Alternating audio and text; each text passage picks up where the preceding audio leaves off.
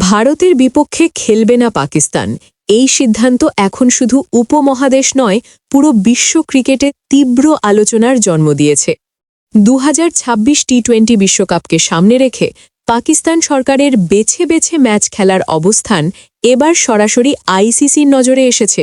বিশ্ব ক্রিকেটের নিয়ন্ত্রক সংস্থা স্পষ্ট করে দিয়েছে, একটি বৈশ্বিক টুর্নামেন্টে সব দলকে একই নিয়ম, একই সুযোগ এবং একই দায়বদ্ধতার মধ্যেই খেলতে হয়। সেখানে কোনো দল যদি নিজের সুবিধে মতো ম্যাচ বেছে নেওয়ার চেষ্টা করে, তবে সেটি শুধু নিয়মভঙ্গ নয়, বিশ্বকাপের আত্মাকেই প্রশ্নবিদ্ধ করে। আইসিসি জানিয়েছে, তারা এখনও পাকিস্তান ক্রিকেট বোর্ডের কাছ থেকে আনুষ্ঠানিক কোনো চিঠি পায়নি, কিন্তু সরকারের এই অবস্থান তাদের কাছে মোটেও গ্রহণযোগ্য নয়। সংস্থাটি মনে করে, এমন সিদ্ধান্ত বিশ্ব ক্রিকেটের মর্যাদা ক্ষুণ্ণ করবে এবং কোটি কোটি ক্রিকেট প্রেমীর আবেগে আঘাত হানবে। আইসিসি একদিকে যেমন রাষ্ট্রীয় নীতির প্রতি সম্মান দেখানোর কথা বলেছে, অন্যদিকে ঠিক ততটাই কঠোর ভাষায় সতর্ক করেছে পাকিস্তানকে। সংস্থার মতে, এই সিদ্ধান্তের দীর্ঘমেয়াদী প্রভাব পড়তে পারে পাকিস্তান ক্রিকেটের ওপরই, কারণ পিসিবি শুধু একটি বোর্ড নয়, এটি বিশ্ব ক্রিকেট কাঠামোর গুরুত্বপূর্ণ অংশ এবং বহু বছর ধরে সেই কাঠামোর সুবিধাভোগী। বিশ্বকাপ সফলভাবে আয়োজন করাই আইসিসির প্রধান লক্ষ্য,